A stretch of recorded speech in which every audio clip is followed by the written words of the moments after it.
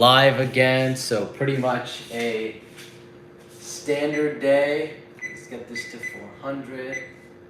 Awesome, yeah. So pretty much just a standard day that's happening. You know, gonna be having our lunch today. Oops. Just try out.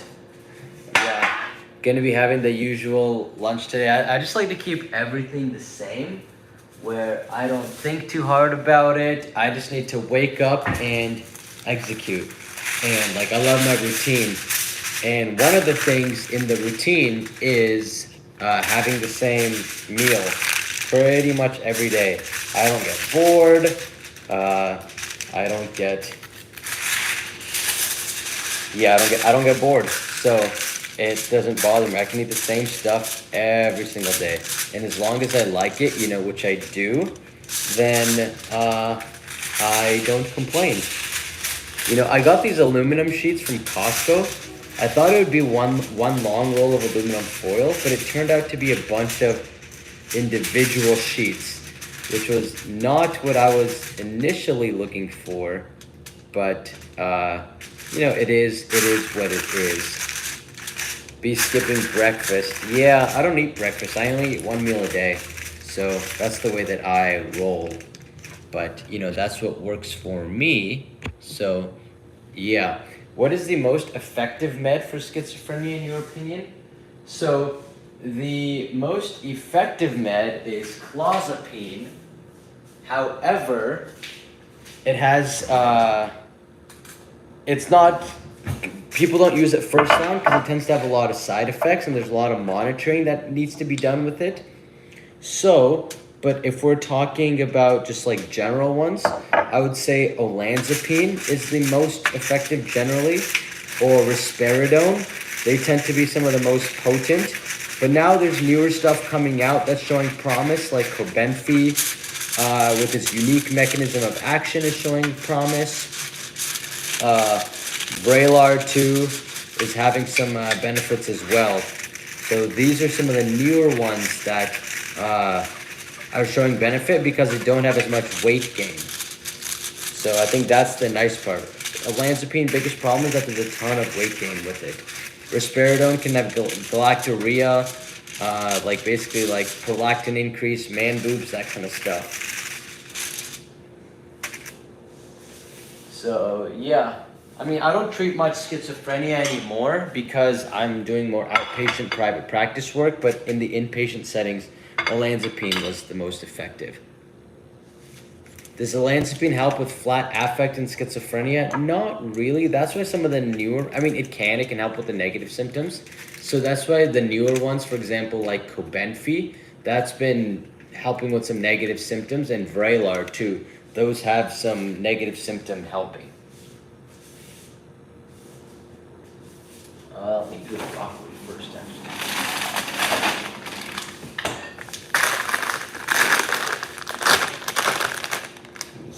You know, I might actually just weigh things out this time just to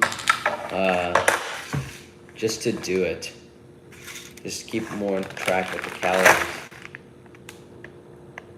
467, okay.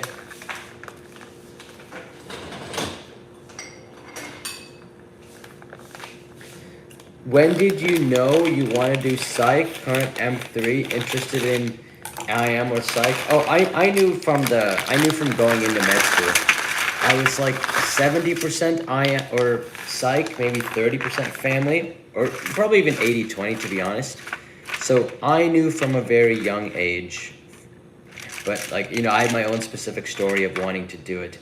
I always say that basically if you like medicine, then IM's probably the fit for you, but if you don't, if you just want mental health, then psych is the fit. Like for me, like I was never really into the other medicine stuff. And like I knew that, so that's why psych was the easiest and obvious choice for me. But I always say that if I need to convince you to go into psych, then psych is probably not for you. Okay, so, you know, we were chatting yesterday, and so I did let my salmon thaw out as suggested. So now we're gonna test how well this cooks compared to before. But I did follow the y'all suggestions, chat suggestions, and now I have let it, oh, now the juice, yeah, it's fine. It's fine if the juice comes out.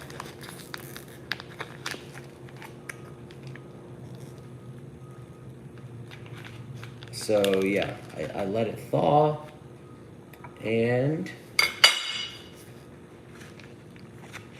actually what I should do is open this in here, let it drain.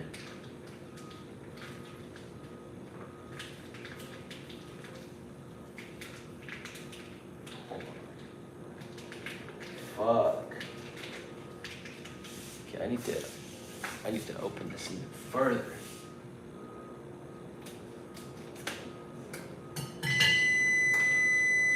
Okay, it looks like the oven is also ready. Dude, this thing is all slimy and gross.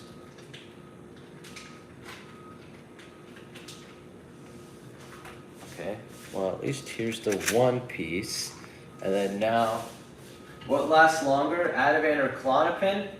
Klonopin for sure. Klonopin lasts way fucking longer than Ativan does. But there is like an Ativan extended release that's come out, so that's been interesting to see. I don't know too much about it, but I did see it at a drug rep table.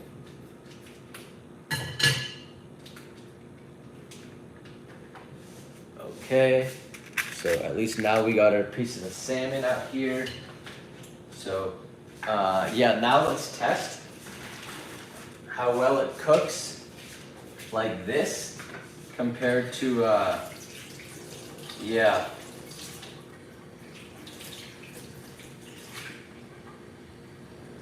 We're gonna be testing how well it cooks on its own, or sorry, unfrozen compared to frozen. That's because chat yesterday was like, hey, you should unfreeze it before you cook it. So I'm like, you know what? Okay, fine. I mean, throughout the day, my husband was just put on Depakote, Lamotrigine, and Seroquel for bipolar with anxiety. Yeah, that makes sense. Depakote is for anxiety or mood stabilization for sure. Okay, now we need salt.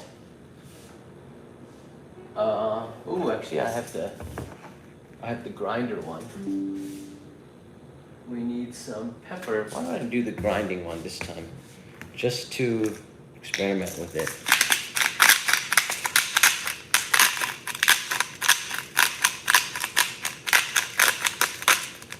Oh shit, I should have rubbed some olive oil on it beforehand. Huh. I'm still figuring this out. What do you think of MDT for, I don't know what MDT is.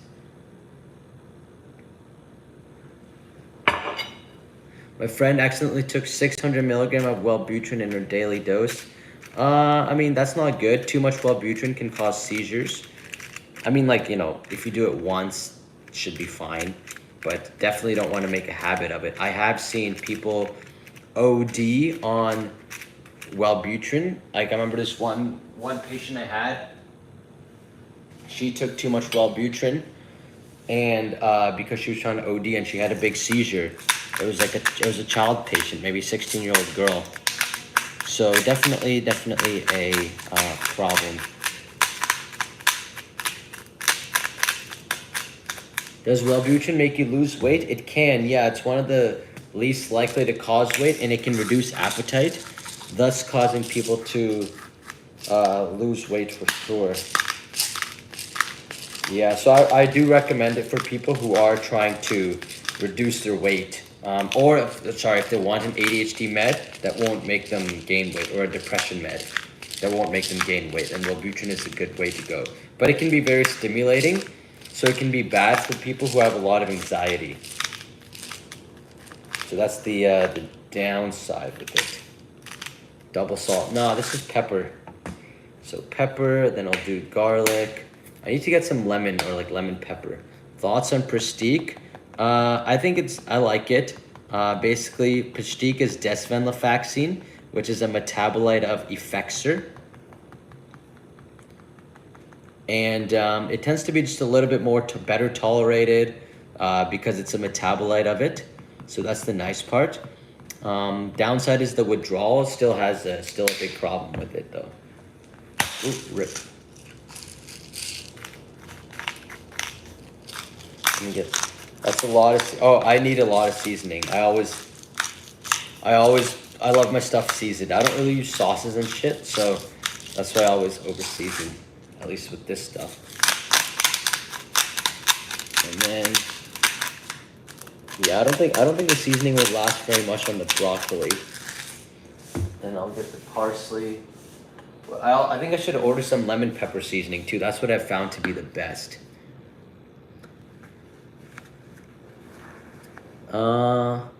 You cook too? No, I don't really cook. I more like just have food that's existing and then I will prepare it. I don't like cooking. This is all frozen salmon that I just let thaw out. And then I'll put this in here for, I think 20 minutes should be good.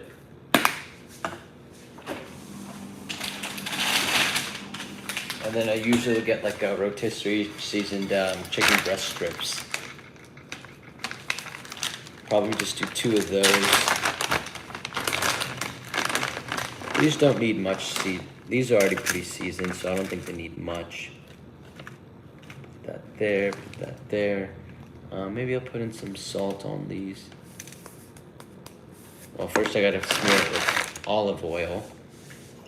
So, oops, that's a little too much, whatever.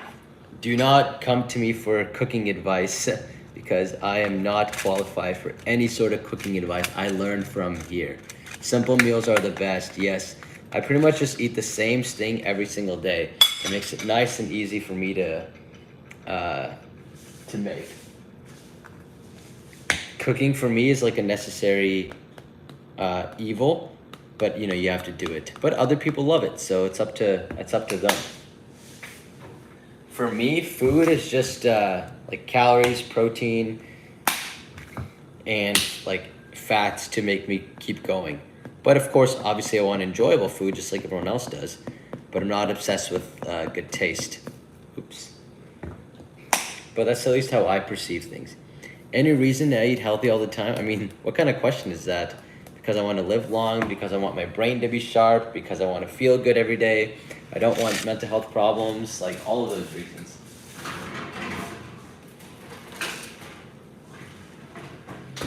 Like when I don't eat healthy, I feel shit. So when I eat healthy, I feel good. And feeling good beats feeling like crap. And, you know, that's not to say don't eat like fries and other things when I go out. You know, I still enjoy that stuff. But my philosophy is that 80% of my meals and life and diet should be clean. And so that way the 20% I can enjoy things a little bit more without feeling too guilty about it. That's my life philosophy, at least. And it's served me well in the past. Plus I have fitness goals, right? I'm trying to get a little bit leaner for the summer.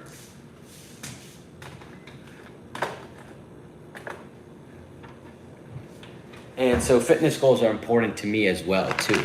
So, yeah. Do you eat salmon every day? I eat salmon every day, yeah. It's my favorite protein source. Psychs are so laid back. I mean, I personally am, but, you know, that's my personality. It just depends. I've seen some very high-strung ones, too.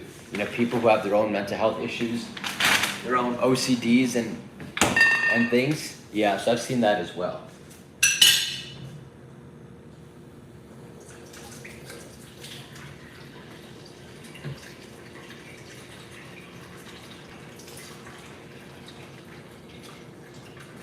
Right, you know, gotta make sure the hands are clean.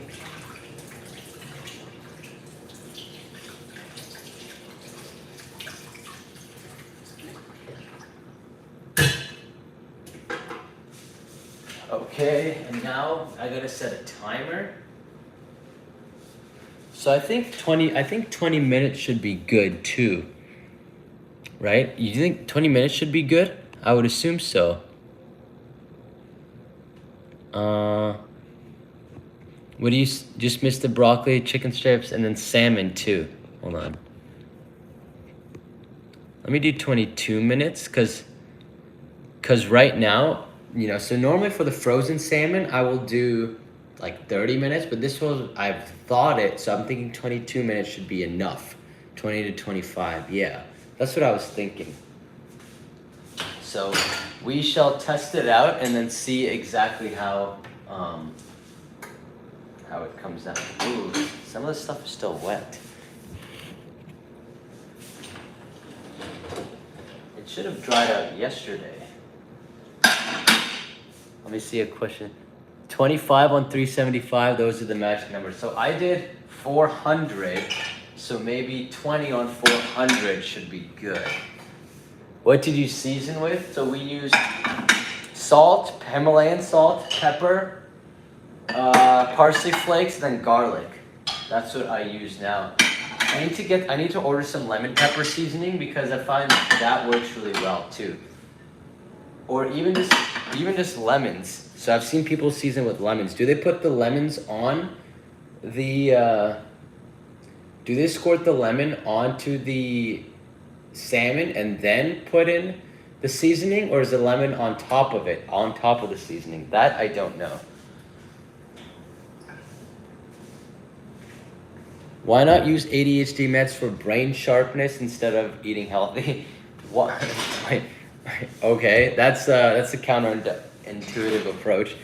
Why not use ADHD meds for brain sharpness? Because meds are a tool that should be used once other approaches have failed. Like, they're not usually like a first line tool that you just go to immediately. Plus, if you don't have to be on meds, shouldn't. I don't want to be on meds. And meds are overcompensating for like something that's going on underlying. But if somebody needs it, then they need it. Meds are a tool to help people get to where they need to go. That's all. They're not a magic thing. Strattera or stimulants, both work. So I have some patients who say they want non-stimulant options. I think that people should start with the stimulant first. Those tend to be give the best results. They work quicker. They're better tolerated. For some people, they work quicker though. And so people get a benefit way, way sooner. But the stimulants have a shortage to them, so that's the only downside. The non-stimulants can take a while to work, and then you may have to keep on titrating doses, and they're not as effective. Strattera is about like 50% effective of a stimulant. So that's the downside of it. But for the right patient, it can be helpful. How much does ADHD diagnosis cost with no insurance? Well, so to get a diagnosis, you have to go to a clinician who can diagnose you. You don't need to do neuropsych testing or anything for an ADHD diagnosis.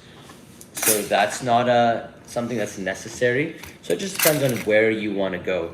But you do want to go to somewhere reputable and go to a provider who's reputable. That way you know that you're getting the correct information, because you don't want to be wasting time getting the wrong treatment or having the wrong diagnosis. So I've met patients who, for example, they went to someone, let's say, quote unquote, cheaper, or like, maybe in their insurance, and they saw someone who was like, I don't know, for like 20, 30 minutes and got some diagnosis that was completely wrong. So, you don't want to be wasting time like that. You don't want to be put on the wrong medications. You don't want to be losing out on life and getting side effects by going to the wrong person. So it's really important that the person that you go to is qualified and you're confident in their skills too.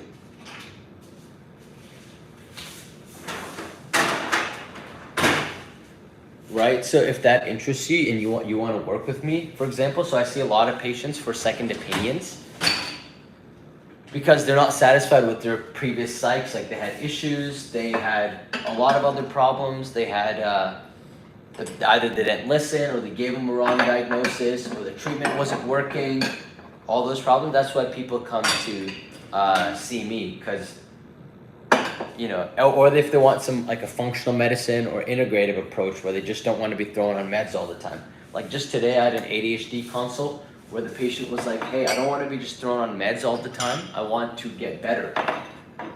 Like holistically too. So we're going to do a holistic plan for her. In addition to integrative holistic plan, in addition to medication management. So that's what we're going to do for her.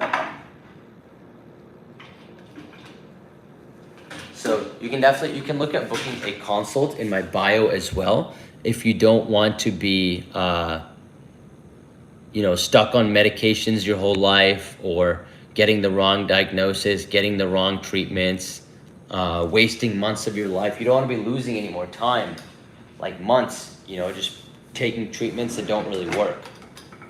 That's the real cost of not going with someone qualified or going with people who are, quite frankly, excellent. If you go with someone who's average, then you're only going to get average results. Never forget that. Can guanfacine cause increased extreme rage? Age 5 Abilify with improvement for 1 year maximum. So guanfacine is used for extreme rage. It's used to dampen down things. It's not really causing rage per se. Abilify is also used for extreme rage as well. But Abilify is stronger than guanfacine.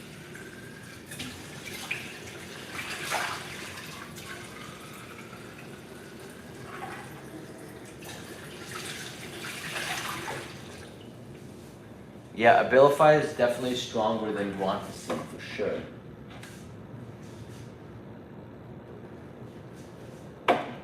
Okay, so that's that. I'll just let that one dry. Put that there. Put this bowl in here.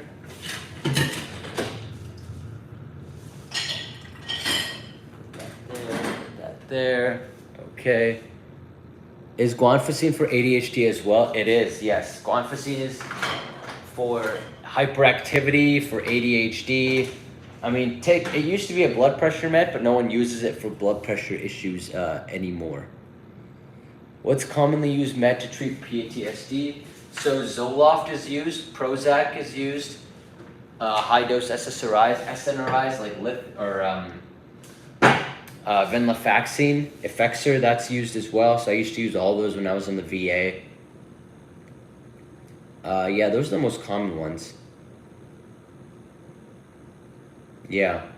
Quetiapine, Seroquel, I used a lot as well to help with sleep and to help with some of the hyperarousal, the intense symptoms, like the fight or flight stuff. So it can be used for that too.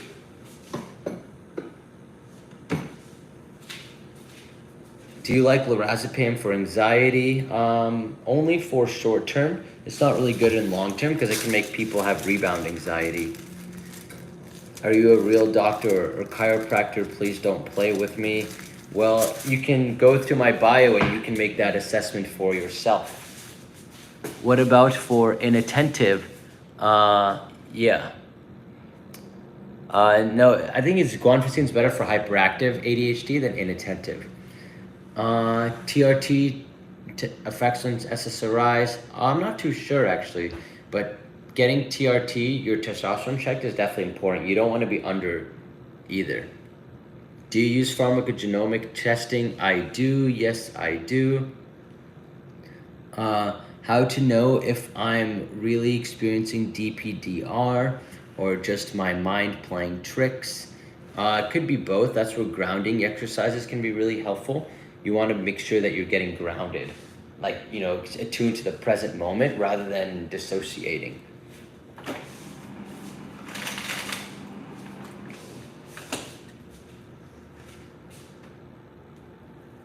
Let me just wash these berries right now and let them cook. So now I'm preparing a little bit. Basically, I have a berry dessert that I usually go with my Greek yogurt.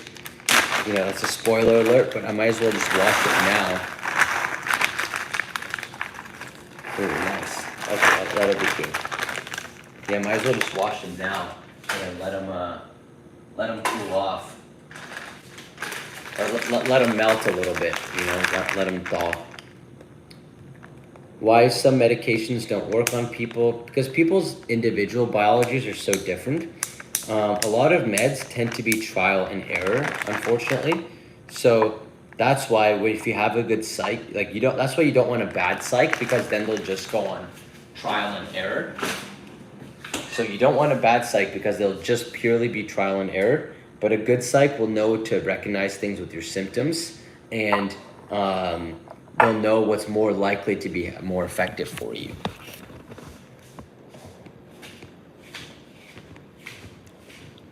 Did you know you wanted to be a psychiatrist before going to med school? Yeah, I did. I was pretty sure. Like, I was like 70% psych and maybe like 20-30% family med.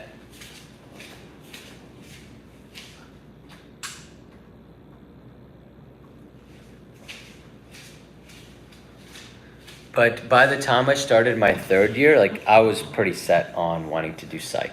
Like, I just knew that.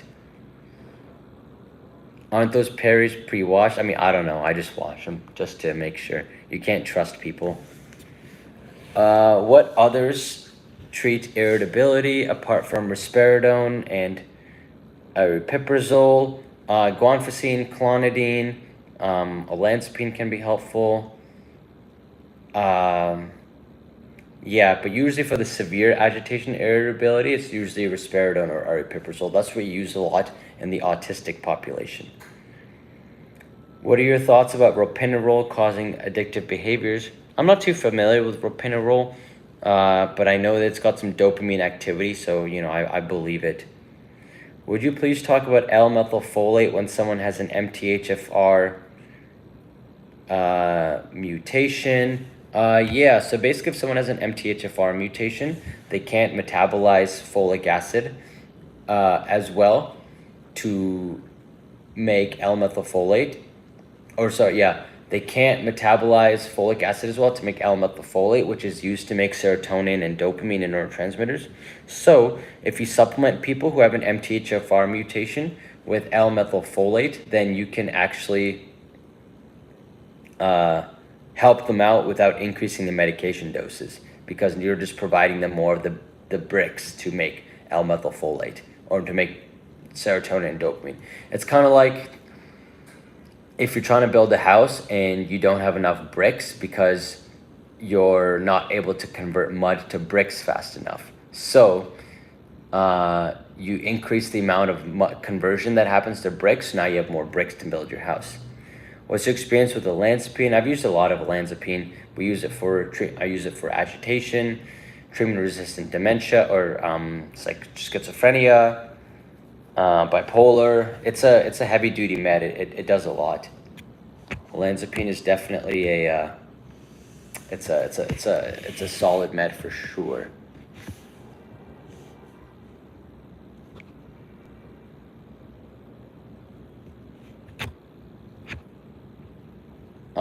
Was it hard going through other rotations knowing you wanted to do psych? Yeah, it was, but you got to do what you got to do, right? That's the game of it, right? And anything in life, you have to work hard and you have to do things you don't want to.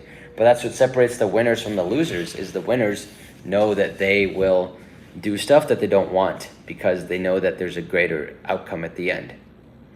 Does DPDR go away? Yeah, I mean, it can go away if you work at it, right? Just like anything else. Or it can get better. My life view is that life is a game and that you have to constantly be leveling up. So you try to level up your resistance to DPDR. You level up your skill tree in dealing with it by focusing on grounding and focusing on things that are in the present rather than getting lost and sucked into stuff, addressing your trauma. Basically, as you start leveling up your resistance and your skill against it, then things get better. Can you deal with those crazy white rich people? What does that even mean? I went from 10 milligrams to 15 milligrams after 4 weeks and still feel nauseous. Is that normal? That's definitely not normal, especially after 4 weeks. I would say take it with food. And usually I try to keep people on the lower dose until the side effects go away.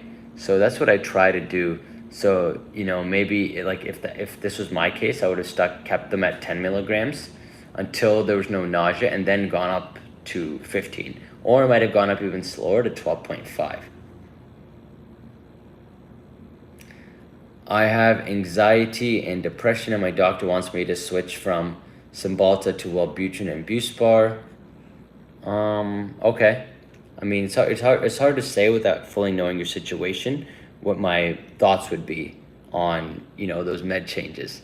That's why, if you want to get my assessment or my thoughts on your situation, I would recommend booking a consult, and the best way to do that is in my bio.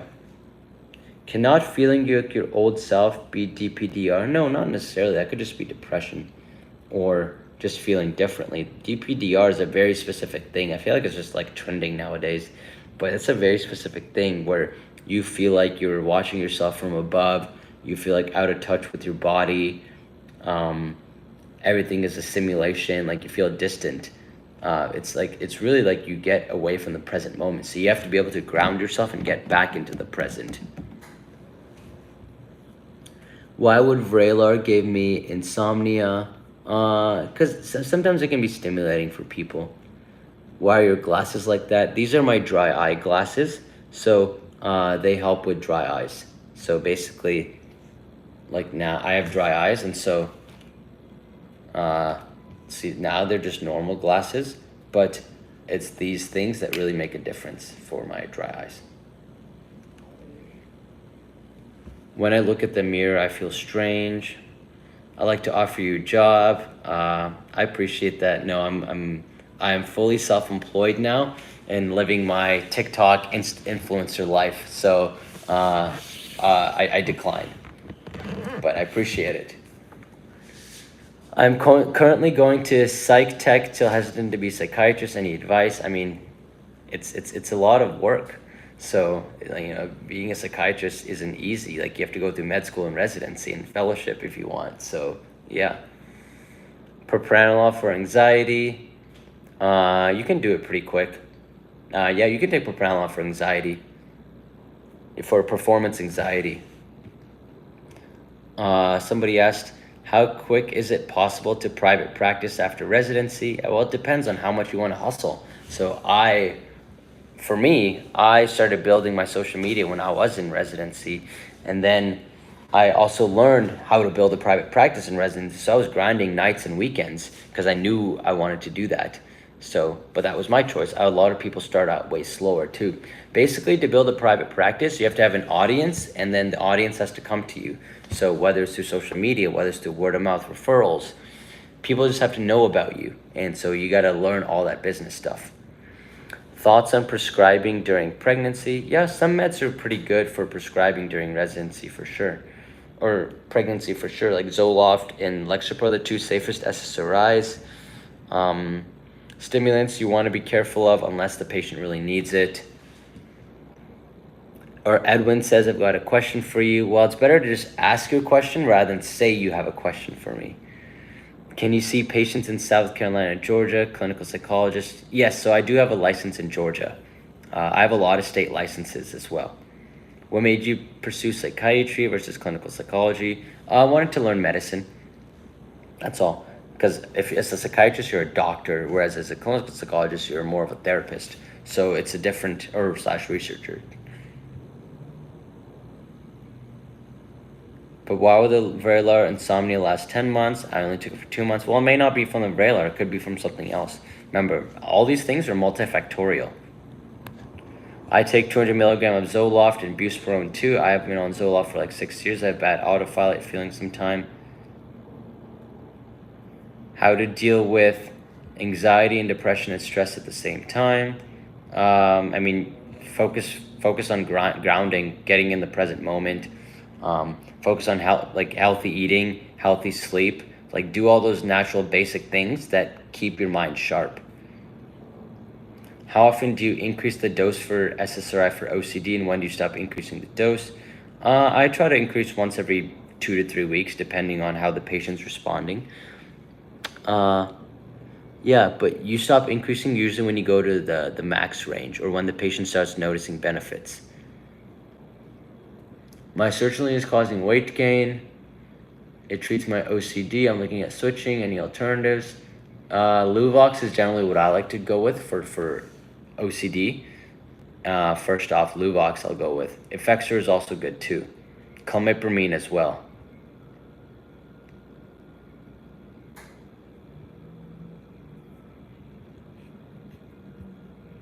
Is being on quetiapine, lamotrigine, mirtazapine serious? I'm not sure what that means, if it's serious, but it just means you probably need some good mood stabilization. How to book an appointment. So the best way to book an appointment, so if you check out my bio, you can see my my consult link, and you can book a consult there. How demand will pediatric psychiatry be in the next couple of years? I think it'll be in great demand, honestly. I mean, it's already in big demand now, but I think it's only going to get bigger and bigger. But that is my opinion. Can I have anxiety and for that to feel different from my old self? Yeah, of course. Because now anxiety, you're going to be starting to question a lot of your thoughts and feelings and inputting negative thoughts into your head instead of, remember, your thoughts are the diet that you feed yourself. So when you try to feed yourself, you want to basically, when you feed yourself crappy food, you feel bad, you feel worse. So similarly with the diets of thoughts, our thoughts are the diet we feed our mind. So never feed yourself a negative thought, because you're only making things worse. Always try to correct any negative thought you have. Always try to see, okay, what kind of positive thought can it be? So for example, like right now we have this gentleman here who's posting, most doctors lie, they do it for the money. And so, that's a negative thought. Like I might see myself getting triggered, like this person's trolling. And so then I have to correct myself and be like, okay, well, what's the positive? The positive is, oh, well, now they're posting like this. I'm just going to ignore them, which will cause them to keep posting even more. And then they're going to, that's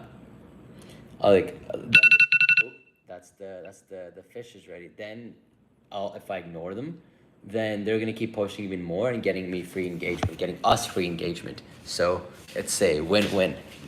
So see, it's all about redirecting your thoughts to focus on the positive. Basically, how do your thoughts help? Figure out how a thought can help you instead of hurt you. Okay, so now at least our food is cooked. So let's check this out.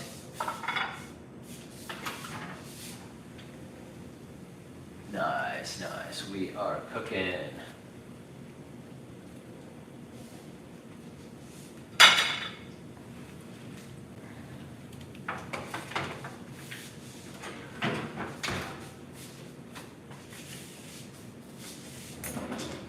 And yes, I eat the same shit every day. I don't care.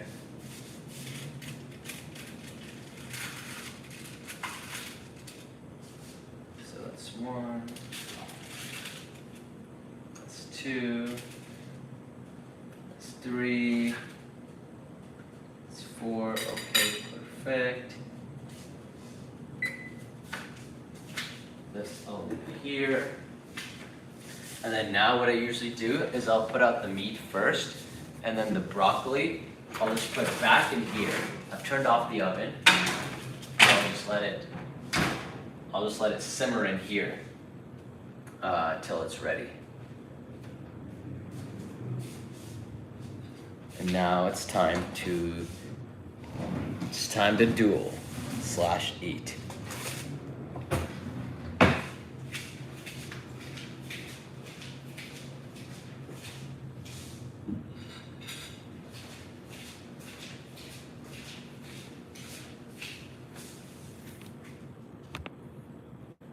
What are you eating? Just see. I can cook for you. I'm Italian, LOL. Except I don't eat carbs, and Italian cooking is full of carbs. That's funny. I like that you are selling yourself, though. Need your advice. What is your daily diet plan? Ooh, I forgot my knife.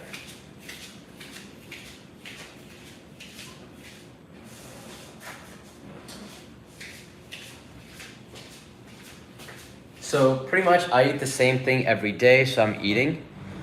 So basically I'm trying to get a little bit leaner for the summer. And yeah, so I just eat salmon, chicken, Greek yogurt, veggies, and a little bit of, and some chocolate. Like that's what I eat.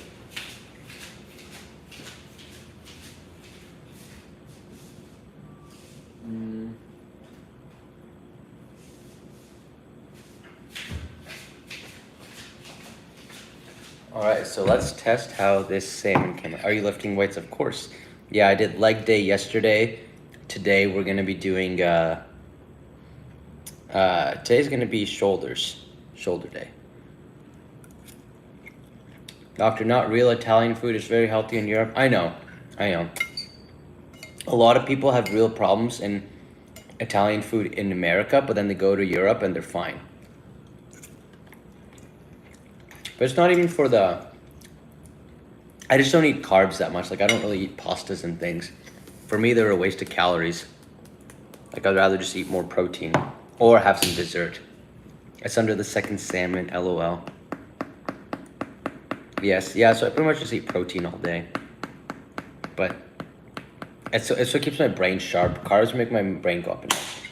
I am 44 years old, would like to become a clinical psychologist. I mean, it is pretty late. But, there's people who go to med school in their 50s, but you really have to, you can't make any second decisions now. For example, I can screw up now because I'm in my youth, and it's fine. But once you're 44, you have less leverage to make wrong decisions. So I would just say, make sure that's really what you want to do. If you want to do it, then you go for it. Are you eating farm raised or wild? I don't really know what the difference is, truth be told. For me, I just know it's protein. I don't know the difference between farm raised versus wild. I assume the farm raised is probably hormone packed or something, right?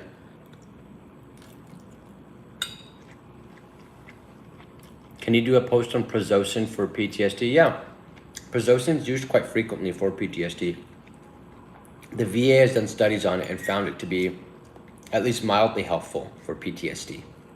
It can help with the nightmares, so people take it at night.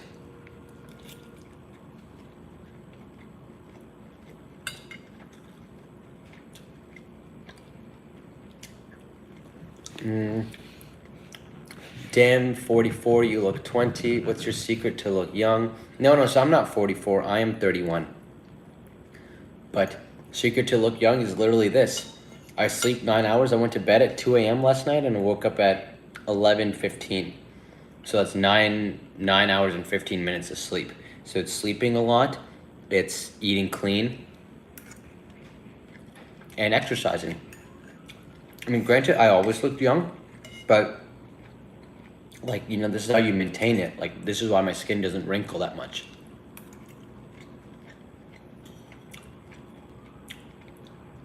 How long does lamotrigine take to work? Usually about a couple weeks. You gotta get up to a higher dose, but it takes time. Yes, you look very young. Yeah. Excuse me. Yeah, I'll take it. I hated looking young when I was younger because, I wanted to look attractive. I wanted to be, cool and popular and stuff. But when I was in college, people would think that, this kid's still in high school. And that was always an insecurity I had. When I was in med school, people would think I was a college student. And, especially when I'd go see patients. But now I'm very happy. Because I see all my peers, I see other guys and girls who are 31, and I'm like, y'all look old. So I'm grateful to be looking young. Is buspirone good for anxiety? It's decent. It works for mild to moderate anxiety. It's not the best for severe.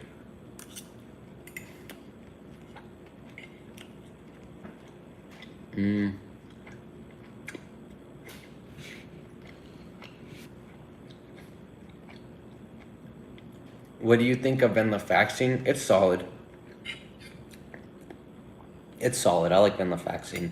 It works. I remember I had an ADHD and anxiety patient who I used it for, and it helped beautifully to treat both things.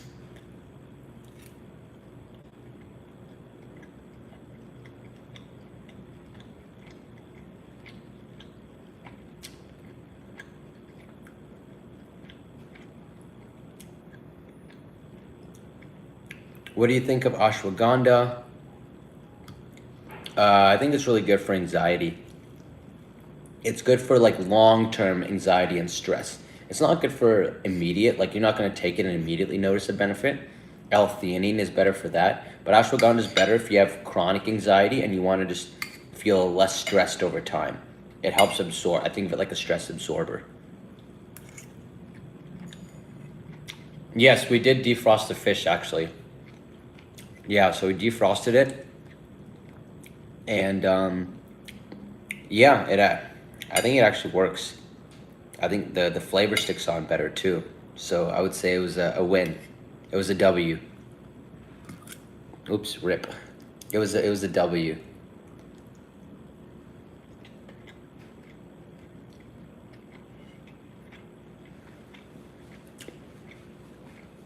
Man, we are cooking. We got 189 people in here. What would cause people to have serotonin syndrome? Basically overloading too much serotonin, where you can have venlafaxine or some two SSRIs together, an SSRI plus a TCA. Almost 200. Yeah, we are cooking. Let's go. People are loving it. Mikhail, he doesn't read this chat. I do read the chat, actually. I just choose not to respond. Right? If you have something productive to say, then I'll respond. But if it's just trolling or trying to draw negative attention, then I don't. Right? This is a mistake that most people make online, is that they respond to negative comments. They get butthurt or they get triggered by negativity. But remember, your attention is the currency that trolls take. So if you give attention to negative people, you're basically reinforcing their negative behavior because you're feeding them attention. Whereas if you don't want to encourage bad behavior. So if you only give attention to people who are responding positively to you, then you're encouraging them to be more positive. So how many alprazolam should you take right now? You should take 0 alprazolam.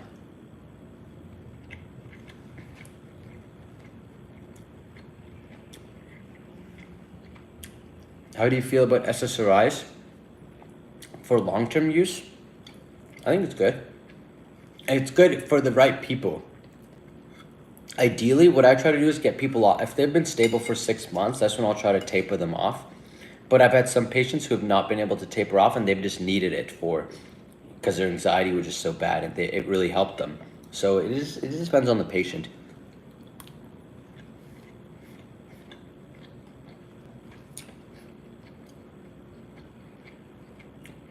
How to cook salmon. Yeah, I mean, this is what I eat every day. It's got the omega-3s. Keeps my brain sharp. You know, you need a sharp brain if you want to be successful in the world. And omega-3s are one of the best ways to do that.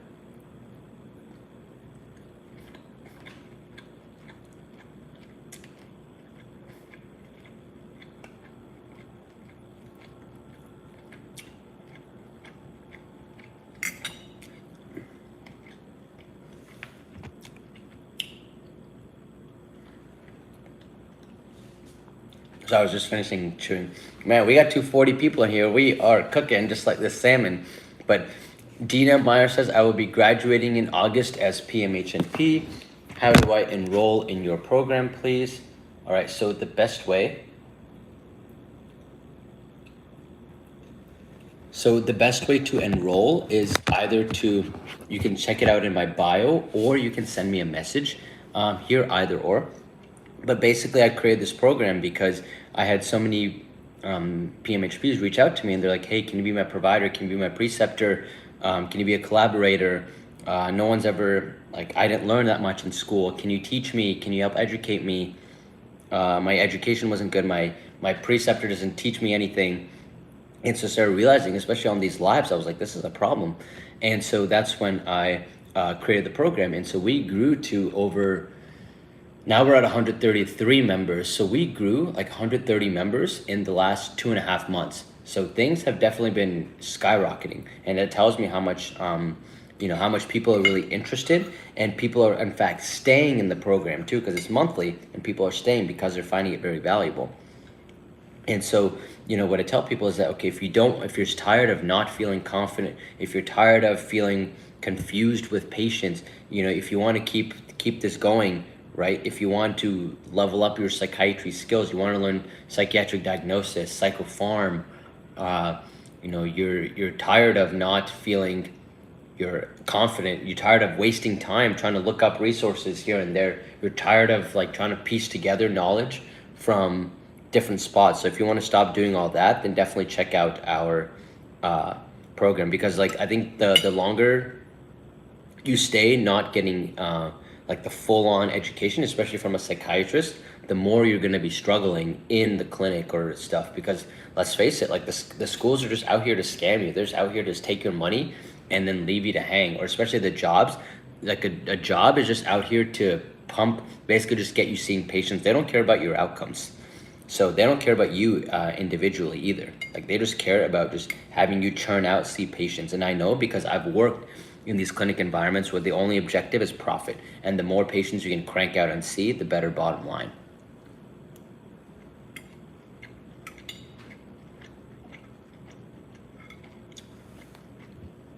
But yeah, definitely check out my bio or send me a message. That's the best way to see it. Highlight holistic approach to ADHD. Any supplements you recommend? Yeah. Omega-3s, green tea extract. Can be, if there's a lot of hyperactivity, then magnesium. Phosphatidylserine, really good for cognition as well too. Lion's mane, also good for cognition.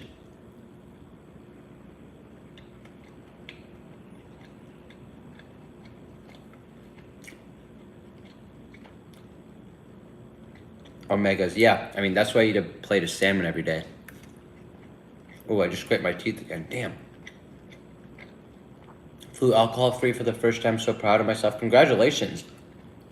That's incredible. That's a big deal.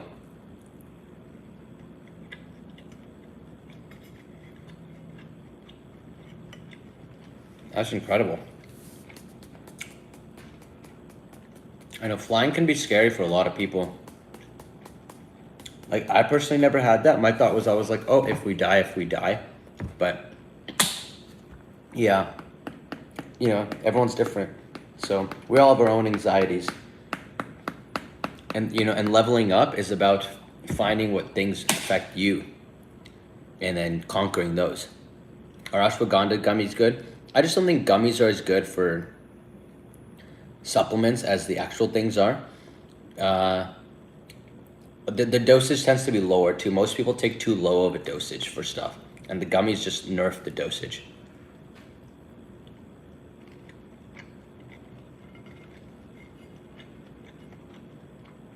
There was Wi-Fi, and I was busy creating content, so time flew, and so did I. Exactly. See, so that's a key strategy there is distraction. Because remember, with anxiety, you're just focusing on the wrong stuff. You're just focusing on what could go wrong. But now if you redirect your mind to something productive, like Chelsea has done here, then now she's focusing on the right stuff. She's focused on being productive. So distraction is a very good strategy. In fact, when I used to work in the emergency room, when people would come in for SI or thoughts of injury to self, then distraction was a strategy that we would teach them.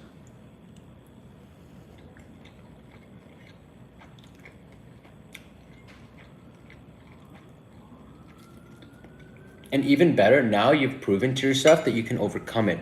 So you're building confidence, and it's going to be easier the second and third time to do it because you've already done it the first time.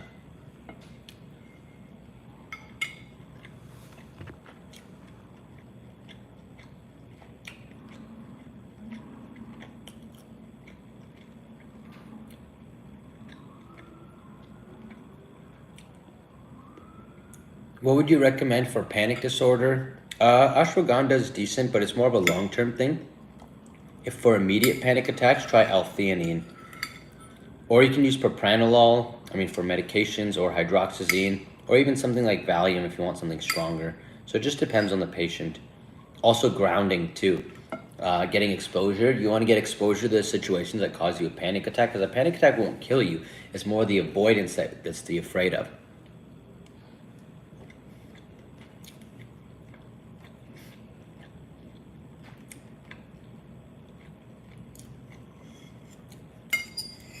Do you believe in intermittent fasting? Yeah, so I intermittent fast every day. I eat one meal a day. So my fasts are usually about 22 hours long. I think it's really good for weight maintenance, for metabolism, etc. I went to a wine event. I didn't even drink wine.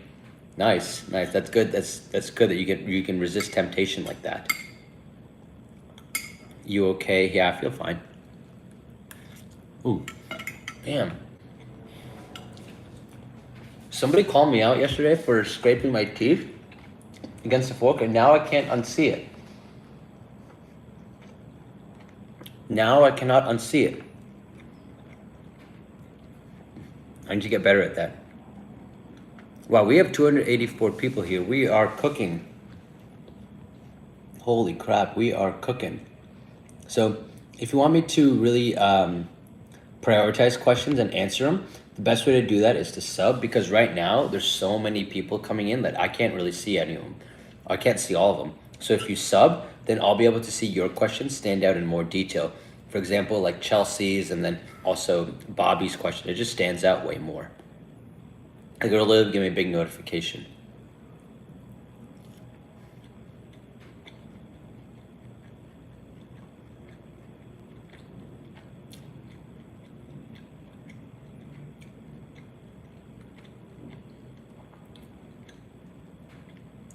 What's best for BPD is called DBT, where essentially you develop mindfulness into your conditions, into what's going on with you and like your emotional reactions.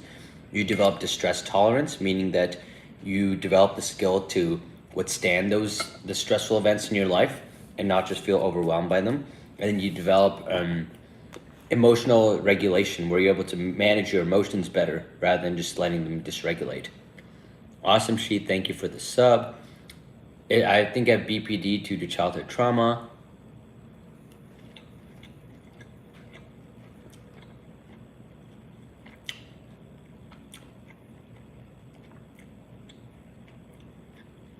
Why do I feel high and low at the same time? I'm not sure. You could bawl your eyes out due to being joyous. That doesn't mean that you're low, though. I mean, plenty of people cry when they're happy, like tears of happiness.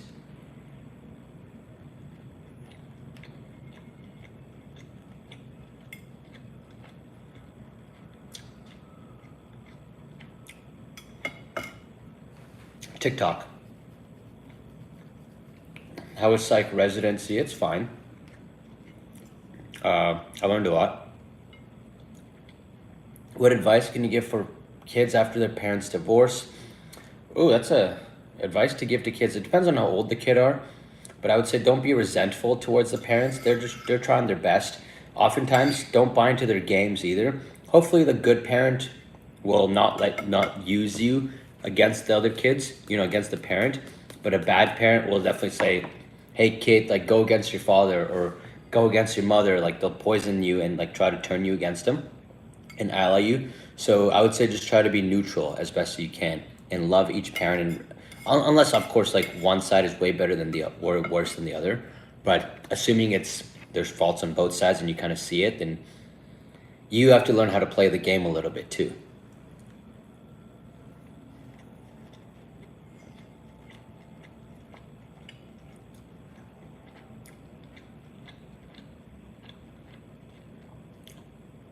Are you on Vyvanse? No, you asked this yesterday. I'm not on Vyvanse. What do you season your fish with? Salt, pepper,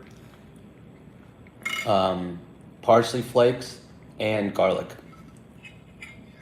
I'm on 20 milligrams of Latuda. Can I drink 1 glass of wine every 4 to 6 weeks? Yeah, I don't think that will affect you too much. The main meds you will really want to avoid with alcohol are benzodiazepines, because they have the same mechanism of action. They can both be very sedating, as well as opiates.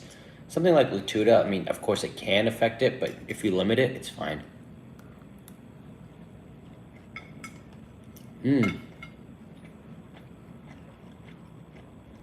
Paprika, that's good. Yeah, I think I just need to get more seasonings. So I was thinking of getting lemon pepper, Maybe paprika sounds like a good idea as well too.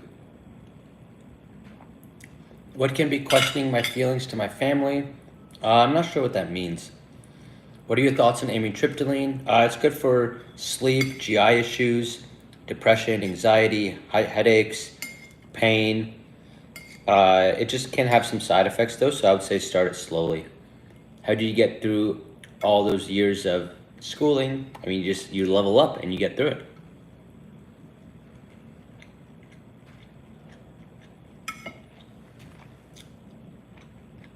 Pink Himalayan.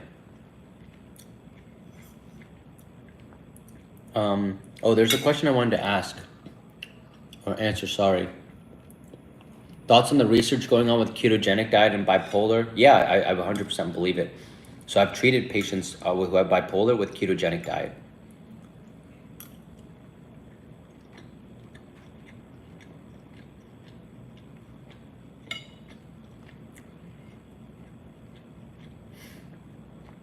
Greek Bob, you already know my routine. So basically, the ketogenic diet has been found to be helpful with epilepsy treatment, and it helped people get off their seizure meds. Bipolar also takes place in the temporal lobe a lot of times as well, just like epilepsy does. So it's theorized that if the ketogenic diet can help with epilepsy, it can also help stabilize with bipolar. And it's true, like I've tested it with my patients too. And my bipolar patients who have adopted a ketogenic diet, like one lady who's a mid to late 20s lady, and we tried it with her, and a month later she said that her depression was completely gone when she switched to the keto diet.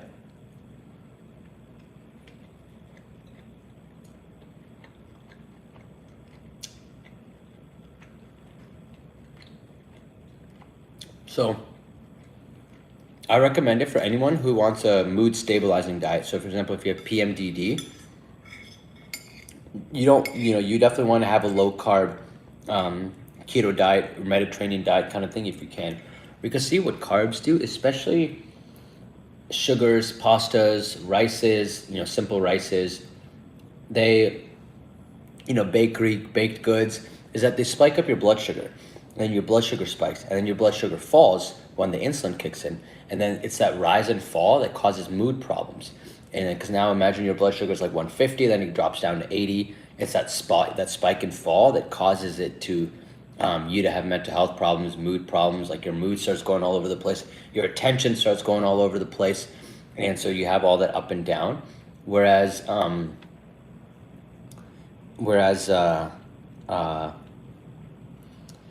you eat more of a protein, low carb diet, then you don't have as much up and down blood sugars, and your blood sugar is more consistent. It's been the biggest thing for me. Like my mood is so stable all the time, and I attribute it to the diet I eat. I eat some carbs, like my Greek yogurt has carbs. I'll have a little bit of chocolate, a little bit of dessert, but I tend to for my main meal, keep it very low, like just protein and veggies.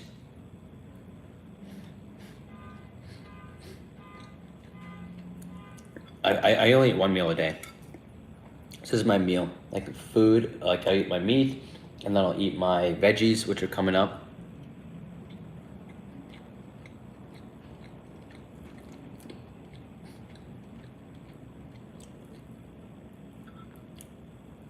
What's your opinion on propranolol? I think it's really good. As long as your blood pressure is controlled, it can really help with a lot of like physical anxiety symptoms.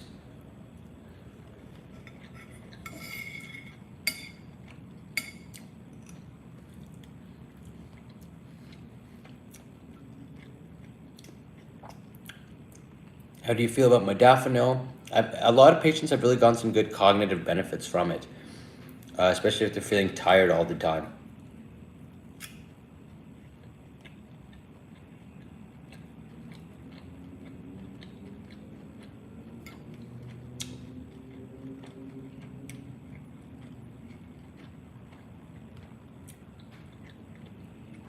What's the most effective for executive dysfunction?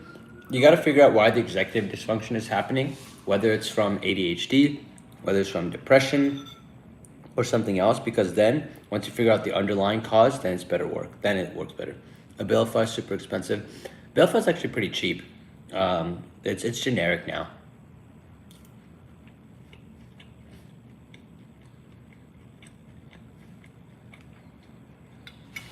Okay, so now it's time for our broccoli, so I'll BRD.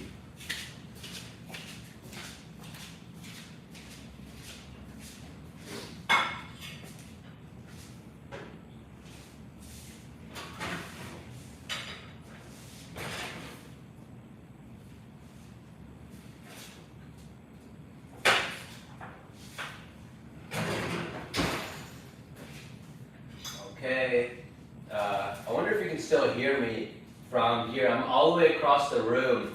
Let me post a 1 if you can still hear me. Post a 1 if you can still hear me. I want to see how many 1s there are.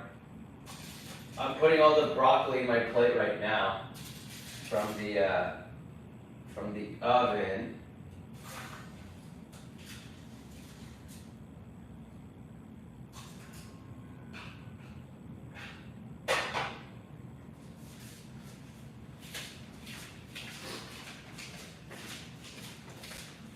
Oh, that's crazy. So you can hear me. Wow, that's wild. I thought I'd be too far across the room, but whatever. Yeah, so this is all the broccoli that we have going on today. I'll have like a thing of frozen broccoli that I will just eat every day. And so this also helps because it helps keep me full. When you eat a bunch of veggies like this, like I stay full all day.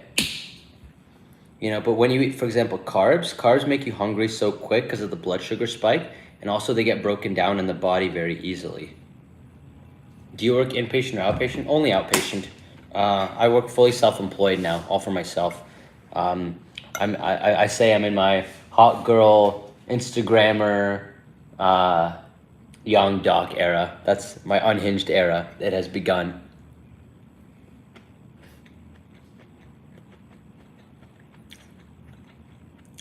How do you feel about Trintellix? I like Trintellix. It has less weight gain and also less intimate side effects because it hits more serotonin receptors in some speciality. Like it targets specific serotonin receptors rather than just increasing serotonin across the board.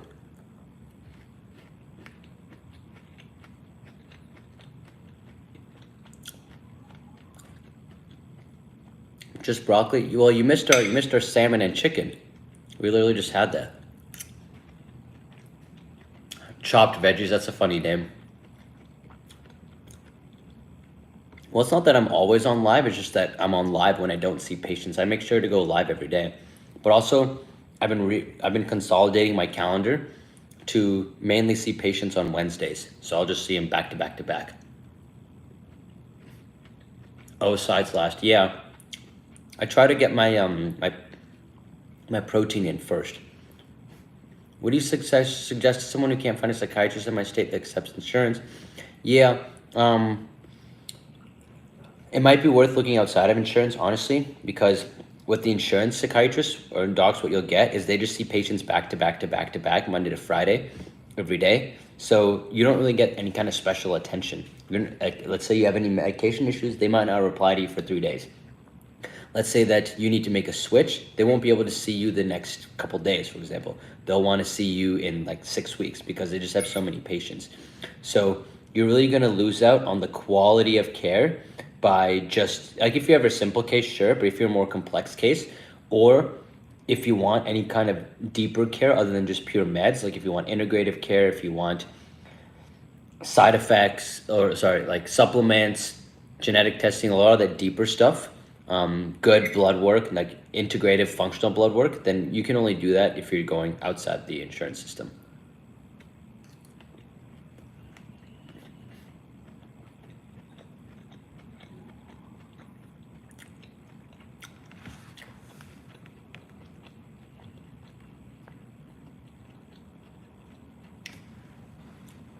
What if I have depression, anxiety, BPD, and ADHD? What's the executive function? I mean, then maybe something like Wellbutrin could be helpful because Wellbutrin can help with ADHD and depression. What do you use for the study for the MCAT? I mean, Bro, my MCAT advice is not going to be helpful. I took the MCAT in 2013, so 12 years ago now. All right, see ya. How's your work-life balance? I think it's great, but I'm in full control of my schedule now, so it's different. But for me, I don't really consider work and life balance. I consider it all the same. Like, work is life. It's not just like you have your work and you have your life. And that comes from when you start doing your own thing, then it all bleeds in together, you know? And like, if I go on vacation, for example, I still am managing my patients and at least like refilling meds and that kind of thing and answering messages.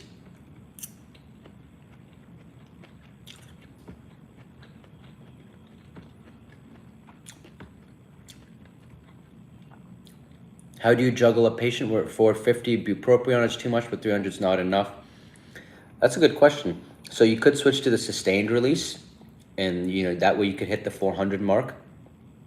But ideally, then you would just keep them at 300, and maybe you could augment with something like a low dose stimulant. That could be a helpful, another strategy.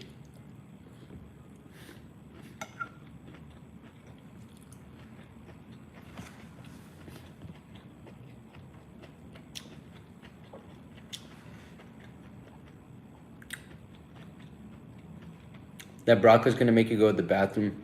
Hey, you gotta do what you gotta do. Are you desensitized with your work? Now it's just a check. No, it's not just a check. Well, for example, that's one. But that's why I teach that stuff on social media, because it makes it more exciting.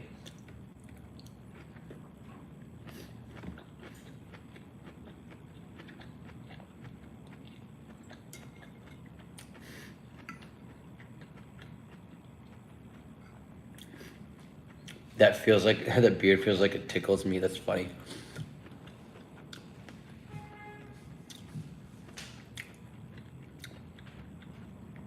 Do narcissist people ever change? Not unless they want to.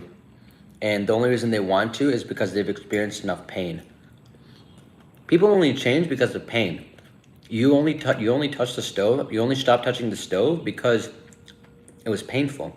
That's the whole reason pain exists. So people have to experience enough pain to be able to make a change.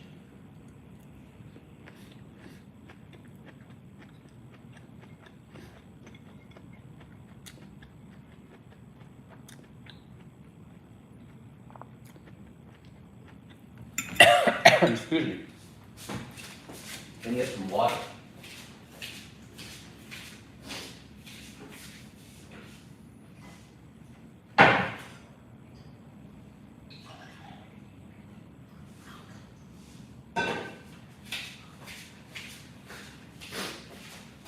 Yeah, remember that the pain of staying the same has to be worse than the pain of changing for anyone to make a change. The pain of staying the same has to be worse.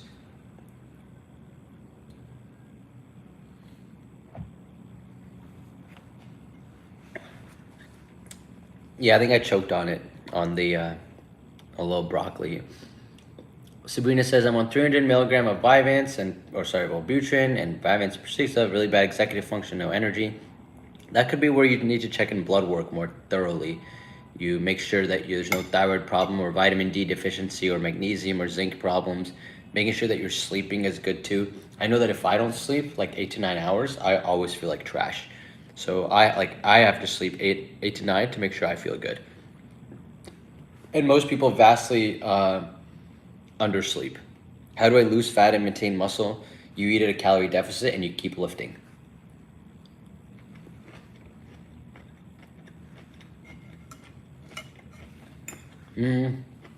Just salt and pepper. What city are you based in? Can you guess? What city vibes does this give you? Thank you for the sub. Is the switch from Cymbalta to Wellbutrin difficult? They tend to be very different. Cymbalta might be hard to come off though because it's an SNRI. It can be. It may not be. But so I would just try to focus on the positives rather than negatives, because if you think it's going to be difficult, it definitely will be. But if you're optimistic about it, it's more likely to be better.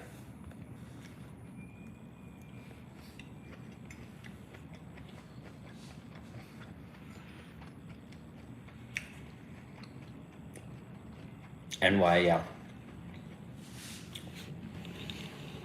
Difference, do all men cheat?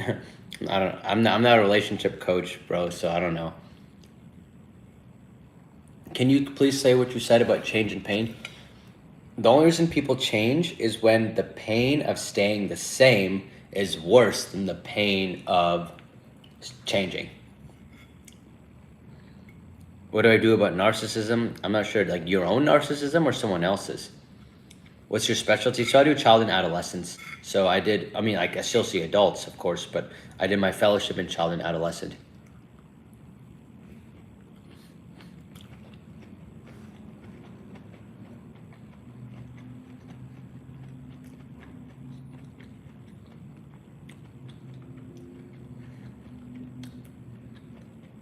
Love that. That's my goal too. Nice. Do you work with addiction at all? No, I'm not an addiction specialist. That was an area that was not really like a strong interest in mine. Also, just out of curiosity, who here is a provider versus like just a general patient? Say 1 if you're a provider and say 2 if you're a patient. I'm just curious.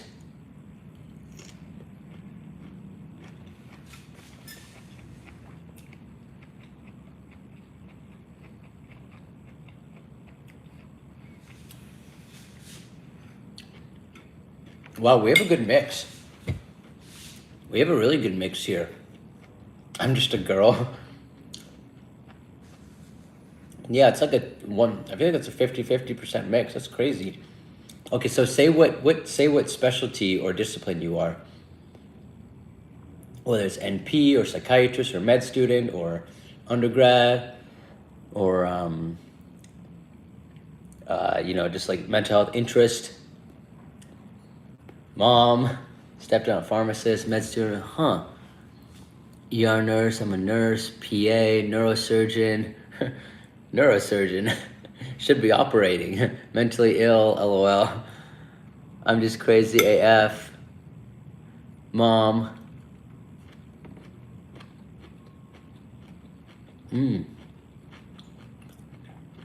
Jake, I'm not a neurosurgeon. Board retiree, grad student, lawyer, psych nurse, BPD patient, It's so interesting. We have such a diverse mix here. Parent. I'm just chronically ER psych nurse, pre-med, Engineer, wow. It's such a vast crowd here, and we got 350 people as well, too. Chronically depressed queen, psych nerd, pharmacist, ED. Okay, so tell me this, what do you find valuable about these lives?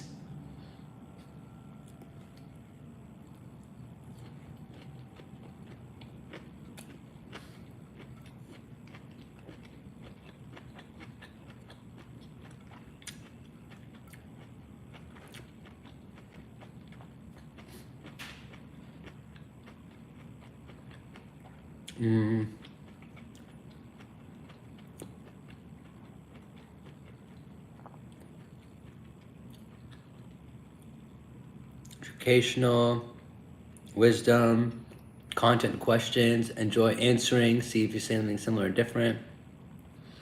You're very knowledgeable, different perspectives on mental health, knowledgeable, gaining more teaching to patients and clients as needed. Psychology nerd, NPs are thrown to the wolves and have no clue what I'm doing. Yes, exactly. And so, honestly, that's how I started my NP coaching program, was because I was doing a live just like this, and a lot of NPs came on. They're like, hey, I don't know what's going on. Like, can you teach me X or Y? And I was like, I think there's some problem here, because I kept seeing the same stuff over and over. And I started investigating, and then I realized that, okay, there's a big problem in the NP education system where they basically just take your money, they put you into psych NP school, and then they just let you drown to the wolves.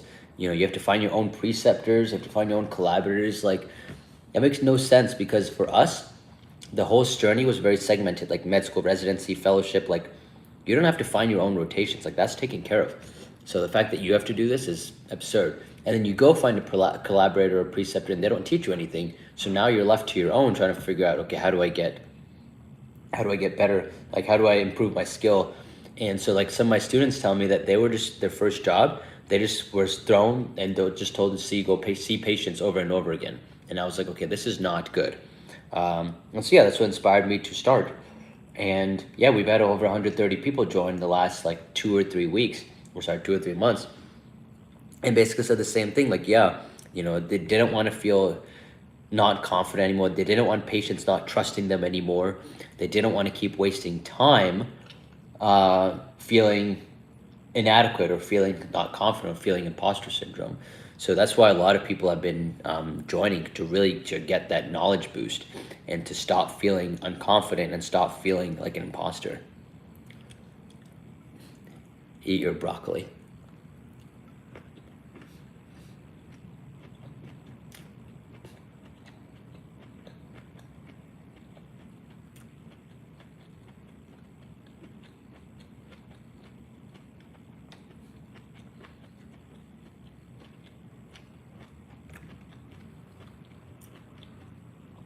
Yeah, that's absurd. There's no carryover after the program, no mentorship. Exactly. And for example, when we finish med school, we have a residency. And then when we have residency, you pretty much walk through everything. And then, you know, after residency, most people get their first jobs. And then it's a really nice handoff. But if you don't have that, then yeah, it's a big problem. So that's another reason why people join, is for the community and for the mentorship too. Yeah, because like, you know, people have found jobs in the community just by asking around. People find other resources. They find other NPs, people in their area. People have found collaborators. So really, like, the community is a great networking source too, to be able to network with other providers across the country.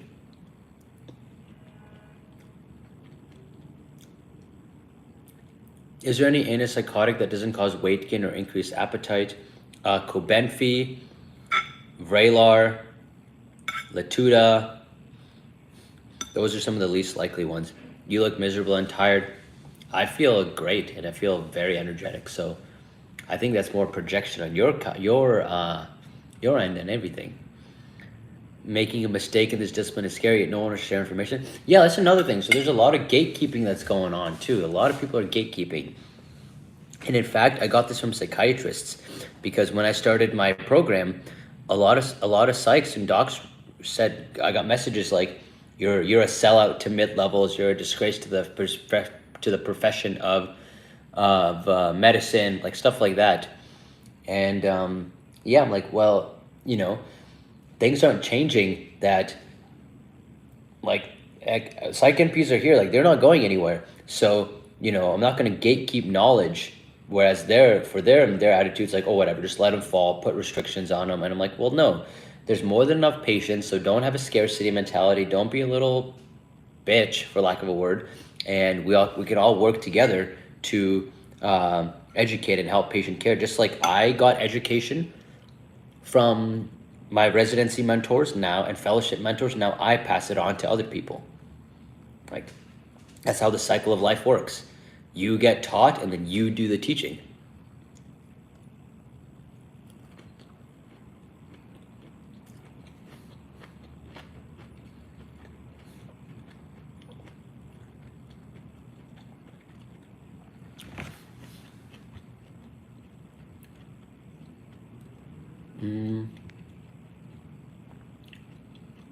Yeah, so if that interests you, best way to do that, you know, if you're interested in joining, you can either look in my bio or just send me a message here. Do you prescribe Xanax? I do, yeah. I prescribe it to the right patients. Dr. Coiner here. Who is Dr. Coiner? Did we work together?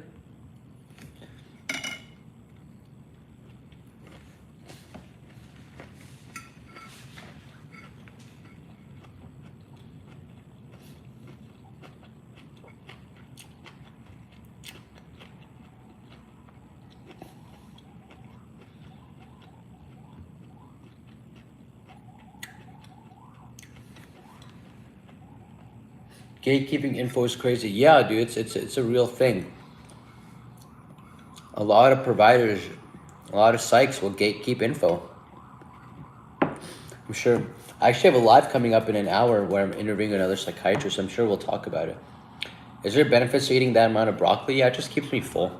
I mean, I already had a bunch of meat, like fish. Now I just have the broccoli.